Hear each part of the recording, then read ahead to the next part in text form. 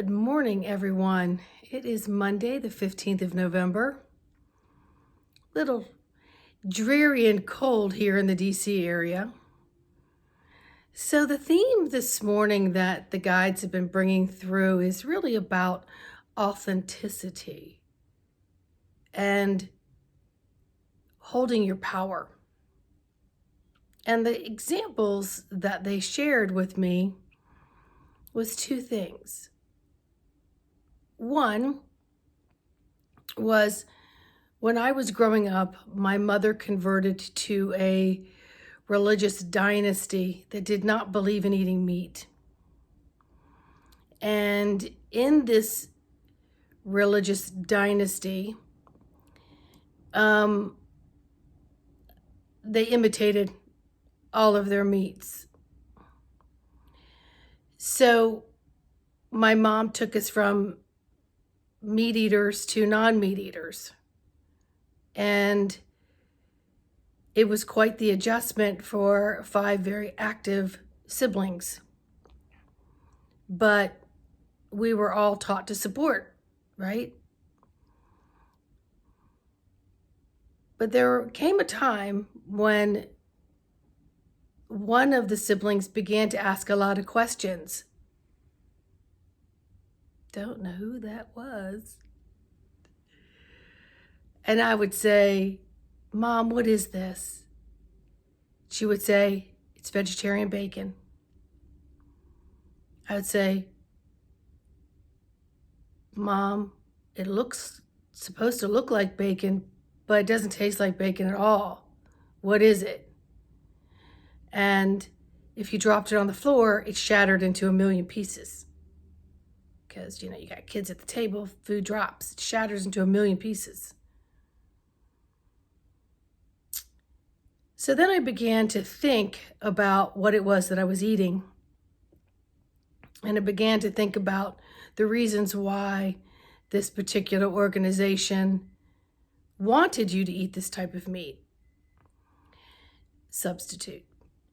And so what it was saying, we don't believe in eating meat, but we're going to give you stuff that looks just like it. And you're going to believe that it's healthy for you.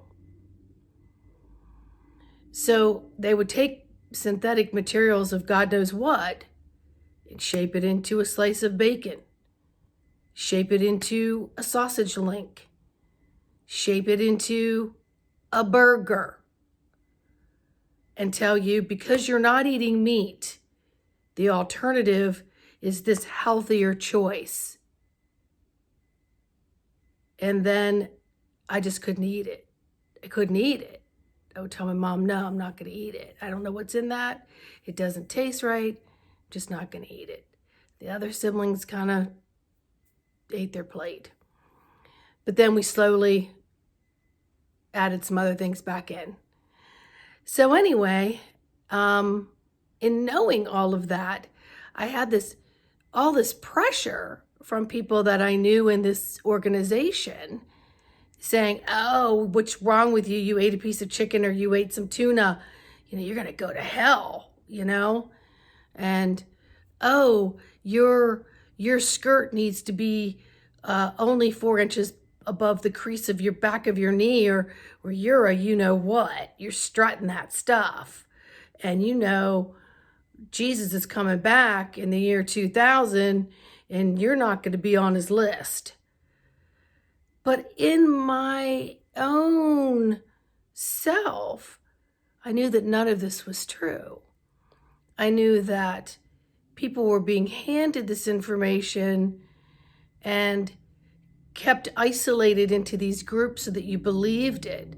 If you ventured out and learned more, then you may come back with some questions. So I also was very fortunate to have little conversations with Jesus, Yeshua, Yeshua, whatever you'd like to call him. He always said his name didn't matter, but he'd just tell me little things, and I just knew it was him. So I was able to coast along until all that kind of ended. Now, the other thing that came up on top of that is, of course, now we know, looking back at a lot of that stuff, that it isn't healthy for you. Your body just doesn't know what to do with it. And if you're going to be against eating meat for health reasons, this wasn't about saving the animals, okay? This was about other alternatives and who could make money off making these alternatives. But we know now that those synthetic products don't have any place in our body. So I figured, you're going to give up meat, start eating other things. Don't imitate it. Don't fake it, right? So then it brought me to, this very popular talk show during the Week of Women. And I remember when it originally started, it had a very well-known journalist, and then everybody else was comedy actresses.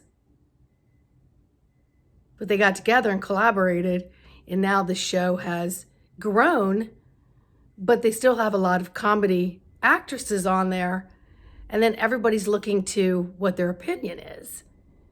And, what are they going to say about this? And if you really align yourself,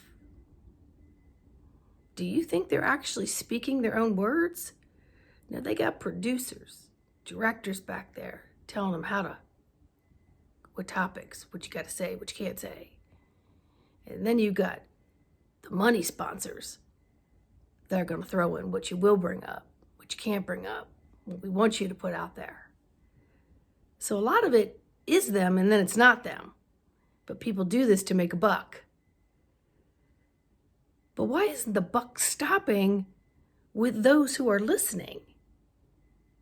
When you really stop and think about what other people are saying, did you actually tap into your inner guide self?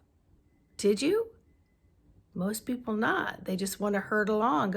My friends and other people are eating this and doing this and saying this, then I might as well just be like right with them. Or can you just step away from what it is that they're saying, know that what you have is aligned, but still let them talk, have no judgment of what they're saying. But don't give your power away and your authenticity, because none of it adds up. And if it doesn't add up in this inner God space of the heart, you got to do your own research and figure out what does add up for you. What does work for you? What is authentically you? And how are you transcribing all of the information of billions and millions of perspectives, narratives being tossed at you? One of the things is stop, drop, breathe, connect with your breath. Stop, drop, breathe, connect with your breath. And say, how do I feel in this moment? And again, I can't stress turning off all of the incoming static to the best of your ability. Step away from the electronics. Allow yourself to be in the breeze of something more neutral. And that takes action that you have to incorporate throughout your day. And don't let what everybody else says hold the power of correct information or ways that you should be eating. All right? I gotta go. Have a great day. Bye.